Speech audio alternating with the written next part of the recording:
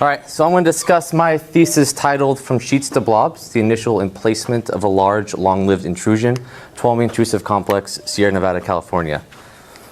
Now the content of this talk is going to include introduction, where I'm going to discuss geologic history starting from large scale to small. I'm going to introduce some current magma plumbing models. I'm going to briefly introduce hornblende geochemistry. I'm going to discuss the goals and what we tried to accomplish during this study. Briefly state the methods, the results from those methods, and what those results can tell us about initial emplacement of the Tuolumne Intrusive Complex, what the hornblendes are telling us, and deeper magma mush bodies in the crust. So despite over 2 centuries of study, many questions regarding Pluton construction and their physical and evolution still remain. And understanding Pluton construction and evolution is an essential component in comprehending igneous crustal growth, as well as for gaining insight to volcanic eruptions. The Sierra Nevada batholith is located along the western margin of the United States. It was constructed from the Triassic to the late Cretaceous, and it was built through arc magmatism due to fueled by the subduction of the Juan de Fuca plate beneath the North American plate. It contains plutons that range in composition from gabbro to granite, and intruded through metamorpho-sedimentary, and metamorphic host rock. During the late Cretaceous, a period of high volume magmatism, 4 compositionally zoned plutons were emplaced along the eastern Sierra Nevada crest.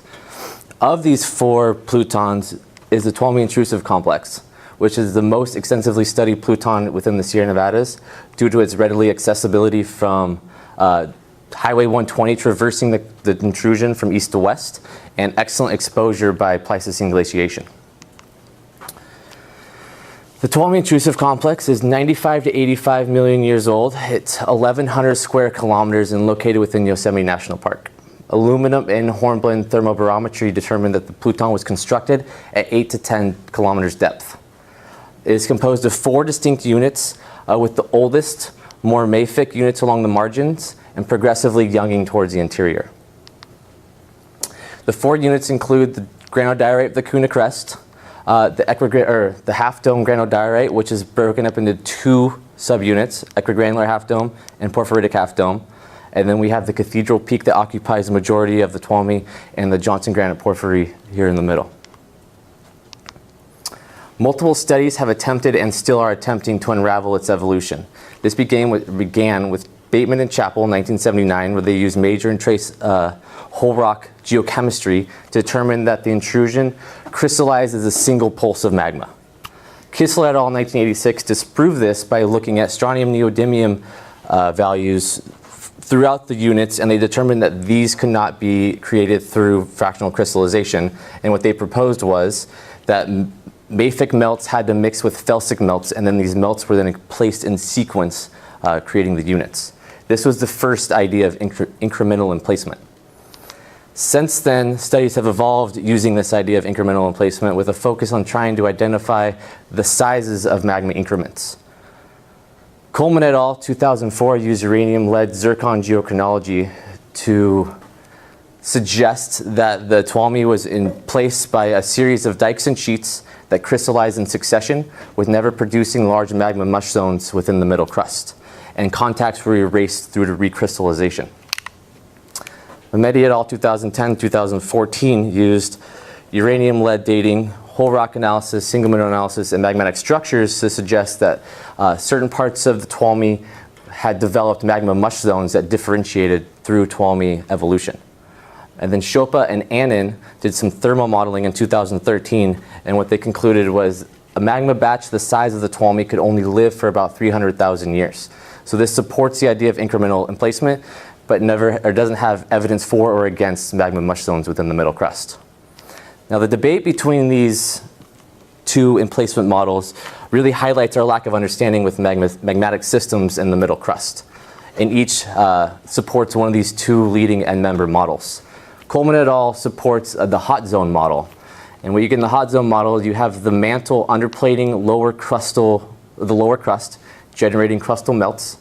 Dikes act as conduits, facilitating the fast track of melts to the lower crust, and only crystallization is occurring in the lower crust, and all magma compositional diversity is generated from the mantle. And you're not creating any magma mush zones within the middle crust. And actually right there, magma mush zones, in this talk, I'm just talking about a body that contains both magma and crystals at no particular ratio, for those who don't know what I mean by magma mush zones.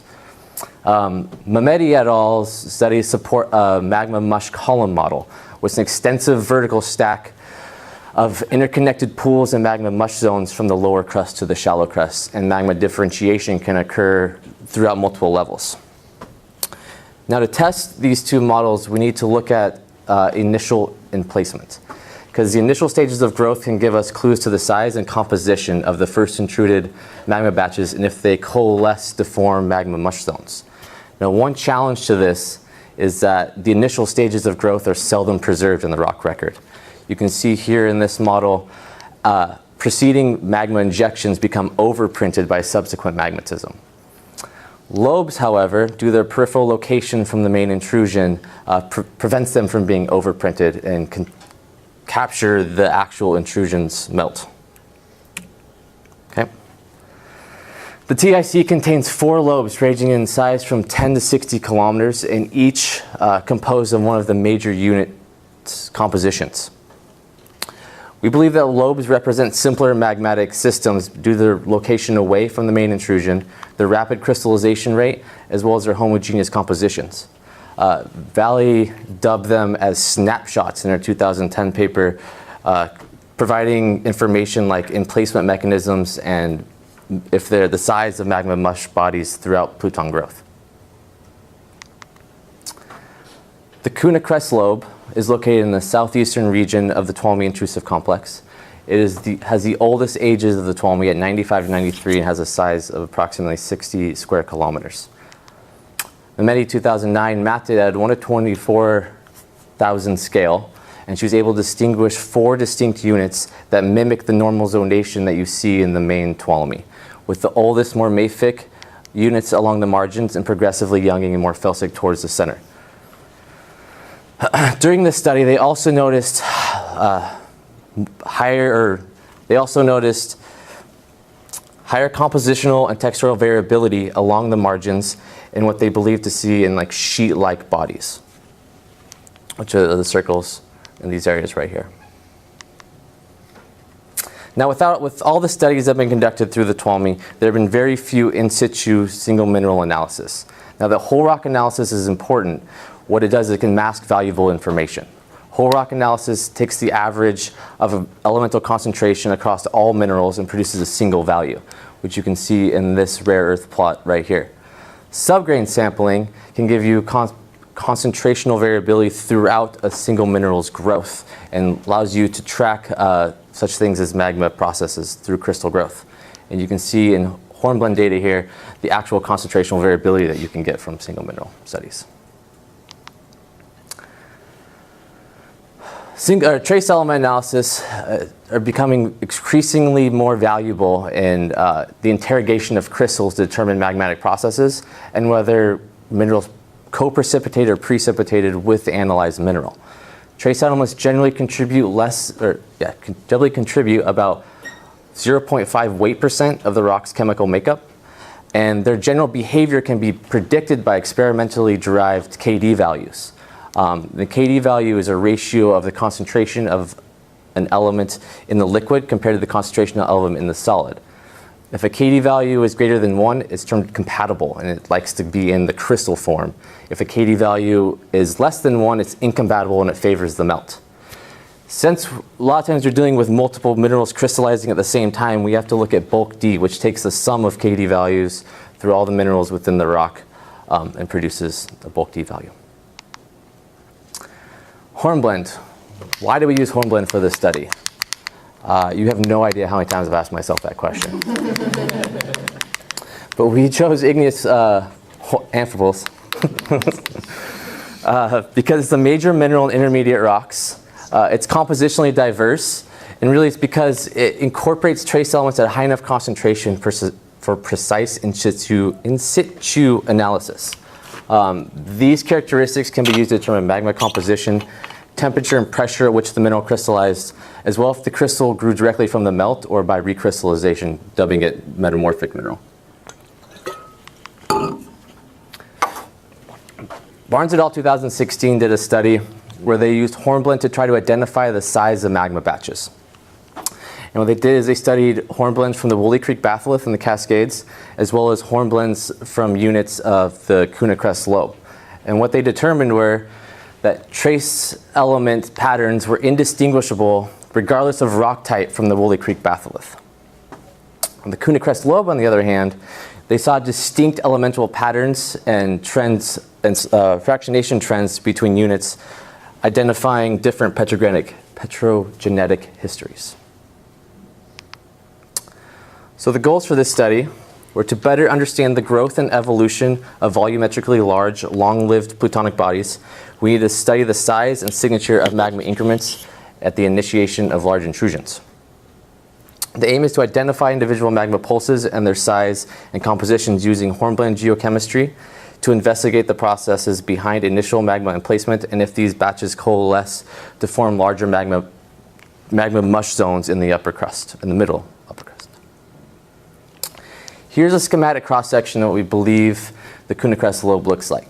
We have high compositional variability along the margins, and then we have gradational contacts of the normal zonation of the main lobe. The focus was to investigate the smaller scale subunits at the margin of the KUNA CREST lobe because they came the oldest ages of the TIC, and their contact relationship with host rock suggested they have not been overprinted by subsequent magmatism. The three hypotheses we plan to test were that the initial emplacement of large plutonic bodies starts with the incremental injection of sheet-like bodies into the crust, which over extended periods of time coalesce to form larger magma mush zones. Hornblende trace element geochemistry can be used like fingerprints to identify individual magma batches. And the presence of magma mush zones within the middle crust indicates an active arc establishes a mush-dominated crustal section over time. So the methods I used for this study. I did geologic mapping at a 1 to 10,000 scale of 4 regions along the KUNA CREST lobe to identify subunits by compositional and texturial variability with a focus on looking at the contact type. I collected samples of each subunit for petrographic analysis to further describe in detail what these sheets look like. I did whole rock analysis through X-ray fluorescence as well as ID-TIMS, and then single mineral analysis with electron microprobe and laser ablation inductively coupled mass spectrometry. The 4 regions that I mapped are GAYLOR Ridge, which was just north of Highway 120. You go in the Tioga Pass entrance and you go straight up from there. KUNA CREST Ridge, about 6 miles south of GAYLOR Ridge, and then Gem Lake Sheeted Zone and Marie Lake Sheeted Zone on the southern margins of the KUNA CREST lobe. At GAYLOR Ridge, I was able to determine that there was 7 sheet-like bodies with contacts aligned parallel to host rock margin as well as host rock foliation. They contained subsolidus deformation that varied in intensity from sheet to sheet. Magmatic foliation was aligned parallel to contact and steeply dipping about 70 to 88 degrees. All sheets were determined to have, or interpreted to have knife-sharp contacts. You can see here along the right, this is the compositional and textural variability that I'm talking about. Sometimes it's hard to pick out in the field, so I used weathering surfaces to lay down, determine contacts.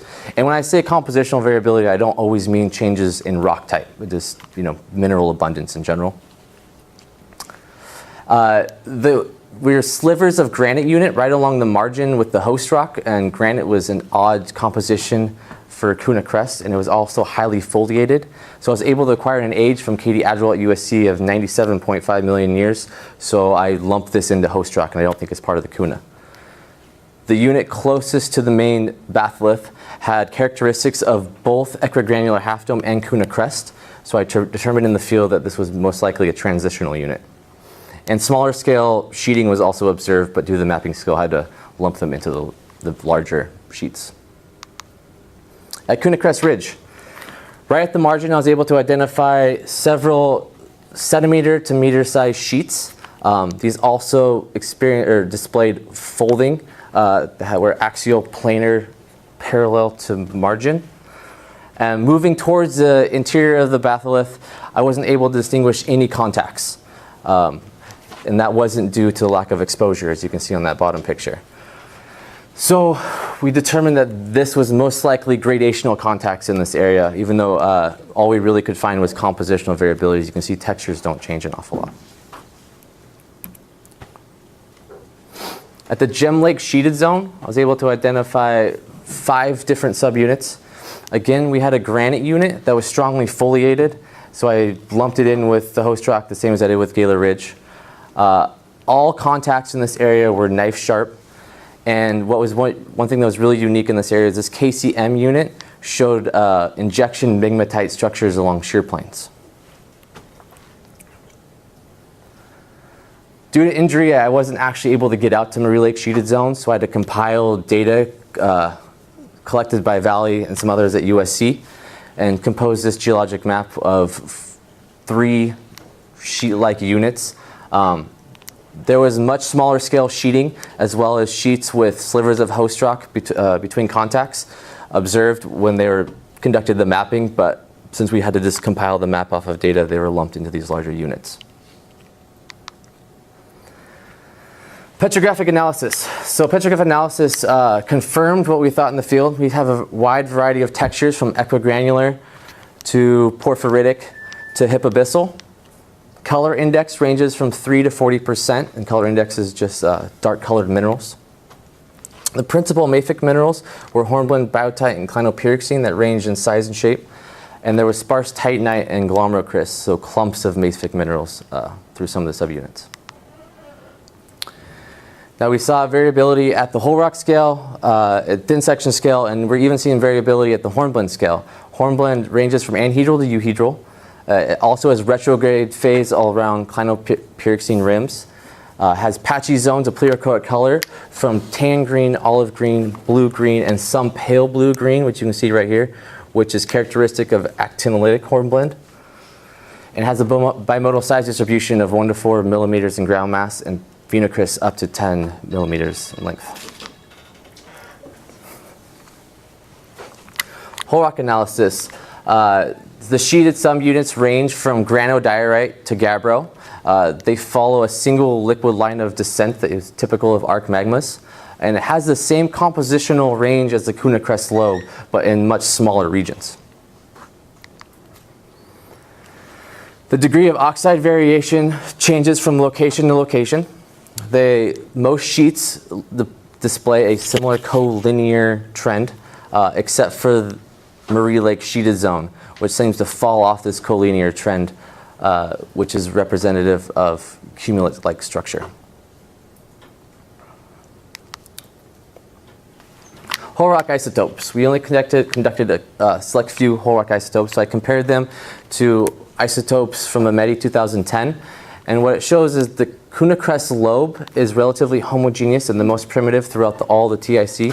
The rest of the TIC samples lie within this array. The Marie Lakes sheeted zone samples lie just beneath the KUNA CREST lobe.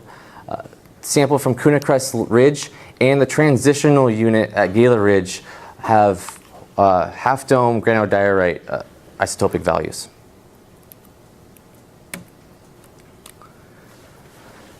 Hornblende major oxide analysis. So the color here represents region. I haven't separated out sheets yet. Despite the wide range of rock compositions, all hornblendes plot as magnesial hornblende with only a select few points that plot as actinolytic hornblende. So with this, we can conclude that most of the hornblendes, well, all the hornblendes really grew straight from the melt with very little subsolidus alteration. Major oxide, hornblende major oxide analysis. They don't show any clear separations between subunits. What is unique though is we see that most regions kind of group together in a single array, while the Marie Lake sheeted zone kind of separates out from the rest despite that they all plot as magnesial hornblende. We think this is really distinctive, a possible different parental magma for those samples. Now when I compare manganese oxide to chromium, it's the first time that we're actually seeing separation between sheets within a single region.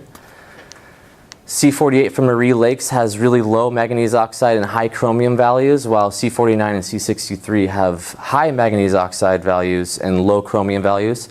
and the rest of the regions kind of plot between them. Hornblende trace element analysis. Niobium versus tantalum, parts per million. Right off so now we're see the color represents thin section. So we're actually separating subunits now. And right off the bat, this starts to agree with the Barnes et al. Study. We're seeing subunits separate from one another, possibly representing distinct petrogenic histories. Niobium versus tantalum, we see a wide compositional array between subunits at certain regions, and we wanted to compare these to the Barnes et al. Values from the inner lobe and see if there's any commonality. And you can see we don't see any of the sheeted subunits match right up with the Barnes et al. Subunits, and these actually display different fractionation trends in what we're seeing along the margin. Yttrium versus gadolinium. This is really interesting. So you see a strong linear fractionation trend, and this is due to both these minerals being compatible with amphibole. For the sheeted regions, we see fractionation all the way to the origin. At KUNA CREST ridge, we see fractionation all the way to the origin, but we see values steadily depleting. And when we compare this to the Barnes et al., we see subunits along segments of this fractionation trend. Now, what can all this tell us about emplacements of the sheets and the lobe? Geologic mapping has determined that all subunits are sheet-like. They range in size from millimeters to hundreds of meters wide and up to a kilometer in length. They are orientated vertical and parallel, or aligned parallel to host rock margin and foliation. And this suggests that these sheets intruded host rock anisotropy. And variations in subsolus deformation and folding at the host rock margin suggest magma wedging. So here's a little model of what we think the magma wedging is doing. We have host rock foliation vertical. We got these sheets coming in through following host rock anisotropy and causing strain along the margins of the sheets, causing folding and subsolus deformation. And then so the construction of the TAC began with discrete intrusions of sheet-like bodies of assorted sizes into the upper middle crust. So from sheets, we have sharp clean contacts. This is, tells us that we have a slow intrusion frequency at first. As the sheets came in, they needed time to cool and crystallize to avoid interaction at the emplacement level before the adjacent sheet was intruded. Yeah, okay. To blobs. At KUNA CREST ridge, I think we see interconnectivity. So I think we're getting a ramp up in volcanic or magmatic frequency as well as volume. These sheets are starting to come in a little quicker. They're not timed to cool, so they're actually interacting within the placement level. And this is supported with our isotopes. At KUNA CREST ridge, we're starting to see epigranular half dome values as well as GAYLOR ridge. So as half domes coming in, a much larger pulse of magma is interacting with these marginal sheets. The injection magmatites, I think, is telling us the formation of the lobe. So injection magmatites are these here. You got, this is the diorite, the host rock diorite, and then you have injection of more felsic magmas. And what's happening is that once these sheets have been in place, they crystallize. The pulse, the KUNA CREST lobe comes in as a larger pulse. It deforms the sheets, cracking the host rock and widening pathways for the flow of different melts. And then the fact that these are along shear planes suggests that when these melts are flowing through the host rock, that they're being deformed even further, and it's showing us the KUNA CREST lobe growth. So to summarize real quick, the initiation of the TIC began with the intrusion of sheet-like bodies into the host rock through magma wedging.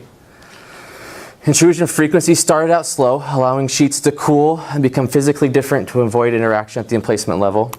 The sheets established pathways in the crust which facilitated the emplacement of more voluminous pulses of magma. And then as frequency and volume increased, interconnectivity between sheets started to form magma mush zones in the Tuolumne. So for this interpretation to work, we really need to distinguish that these sheets are individual sheets. That they have their own petrogenic history. And this is where the trace elements come in. So Comparing results to Barnes et al., these compositional arrays and separations are already indicative of different petrogenic histories. But we want to try to figure out what might be causing these variations. So we start using the KD values. We have niobium on the X and tantalum on the Y. And niobium is compatible with amphibole and tantalum is incompatible with amphibole. So that's why you see ranges of tantalum only 1 to 3 ppm, while ranges of niobium from 0 to 40 ppm. So we also notice that minerals such as biotite and titanite vary in abundance as well as size. So maybe the crystallization of biotite might have driven down niobium and tantalum values in some of these regions before hornblende growth. So to test that, I plotted barium and rubidium. Now these are both compatible with biotite. So if biotite was depleting the melt during amphibole growth, we should see a depletion in rubidium and rubarium, and we do not. So I conclude that biotites, you listening, Lewis? Biotite did not crystallize with amphibole, and at least to an extent that alters chemistry. Now, we don't have KD values for titanite, but current studies conducted at Texas Tech University are starting to conclude that they think titanite and niobium are very compatible with tantalum and niobium are very compatible in titanite. So we're concluding that fractionation of sphene, that's easier, probably affect these values here. Now, yttrium and gadolinium. Again, I find this very interesting. So we have crystallization all the way to the origin in all these regions. I know you kind of don't see it here, but this is just kind of characteristic of gem-like sheeted zone, with the KCm having lower values in trace elements than KCD3. So I don't think it's going to fall into the next. Yeah, just get there. Okay. So what we're seeing crystallization all the way to the origin. So I think hornblende's recording isolated batches of magma, continuously depleting these ratios, these values. But when we look at Barnes et al. 2016, we see fractionation along segments of the fractionation trend. And what I think is happening here is I think this is showing a solidification front. We're seeing this magma mush crystallizing from the margin inward and steadily decreasing niobium and yttrium and gadolinium values through amphibole growth, as this is showing here. When I compare Barnes et al. To the KUNA CREST ridge, we see some similarity, except at KUNA CREST ridge we still see continuous fractionation all the way to the origin, but we see still see segments of depletion within the melt. So I think here what's recording is we're seeing melt moving through these sheets, again further supporting that we have interconnectivity at the KUNA CREST ridge. Okay, so one caveat with trace elements is that there are several physical variables that can alter a KD value. And what Nandekar does a good job here is showing how changes in temperature can increase in temperature can decrease KD values, and this is due to higher mobility of the element. So what I wanted to do was look at these values and determine that these are actual compositional variabilities rather than just physical variables changing the melt. So I tried to figure out some modeling, and what I did is I combined the Rayleigh fractionation equation with the KD equation I showed you earlier to generate this equation. And what this allowed me to do was take core concentrations and rim concentrations and calculate D values through stages of fractionation. So I can create fractionation trends through all the sheets within a single region.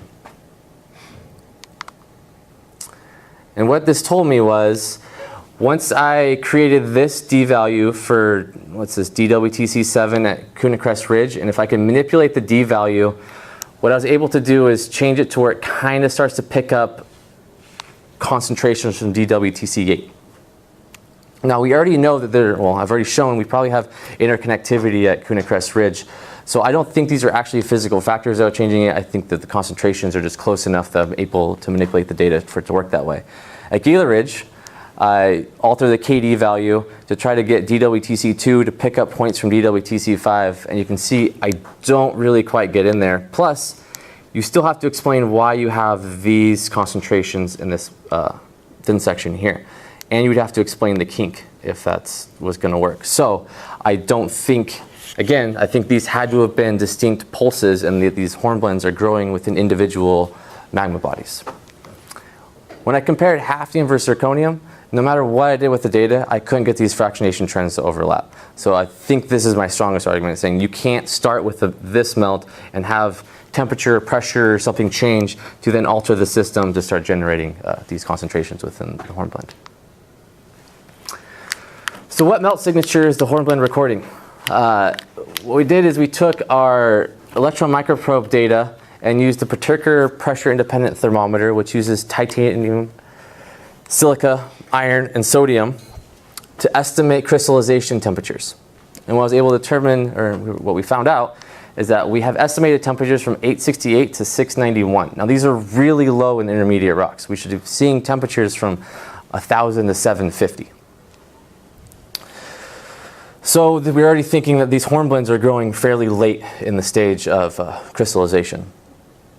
Then we used Zhang et al. Chemometer to try to calculate melt composition. Now, right off the bat, we have some problems with this calculation. As you can see, our melt SiO2 values are extremely high. They're from 75 to 85. I'll give you some relevance. The last stages of melt for a granite should be around 80. So for intermediate melts, these are just too high. So these are overestimates for these hornblendes. So even if they're overestimated by 10%, we still think the hornblende is crystallizing in an involved melt. And like I just was able to determine through trace elements, but we still needed time for biotite and, that should not say hornblende, biotite and titanite to crystallize. So I think the hornblendes are growing well after emplacement in an involved melt, but still not the last stages of melt because we still need minerals to crystallize. So we want to kind of see, can this tell us anything about magma sources for these sheets? And what we can kind of pick out here is we see major oxide variations. And like I pointed out before, Marie Lakes really separates from the other regions. So I think this area is seeing a different parental magma than the other regions. Looking at the manganese oxide versus chromium, really what we're seeing the separates between those subunits. So I think even at Marie Lakes, we might be getting injections of magmas from different source regions, because one sheet showing a really primitive source, another sheet showing a really evolved source. And this is really evolved because you're having clinopyroxene fractionate and depleting the melts of chromium. And then back to our temperatures and our Zhang et al. Calculations. Still, Marie Lakes has much higher temperatures that equal silica values. And with the overestimated melt compositions, it still sits higher than everywhere else. But even though that there's something wacky going on with these calculations, they're calculating all the hornblendes the same. So we're able to use them to compare regions to one another. So, to conclude, I believe the initial emplacement of the TIC began with increments of sheet-like bodies that intruded host rock anisotropy. Intrusion frequency started out slow. Then it started ramping up during periods of magma flux, allowing sheets to interact with one another. The sheets established pathways into the crust, which allowed larger volume magma bodies to propagate through. And then the sheets were fed by multiple lower crustal reservoirs, indicating a magma mush storage that it can occur at multiple levels in the crust. We think hornblende is recording the signature of a late melt after emplacement and not the signature of the intruding melt. And hybridization can be recorded all the way down at the crystal scale. Okay, I'd like to take this time now to thank Valley for giving me the opportunity to conduct this research, to Diane and Sean for your constant mentoring through my time here at Fullerton, and to Ed Chavez for his help carrying rocks around in the field for a month. Kaylee and Nancy for all your help in the lab and becoming a better grad student and hearing me, listening to me complain all the time, I'm sure. And then most importantly to my wife, Christara, for her constant support through this whole process. All right, thank you.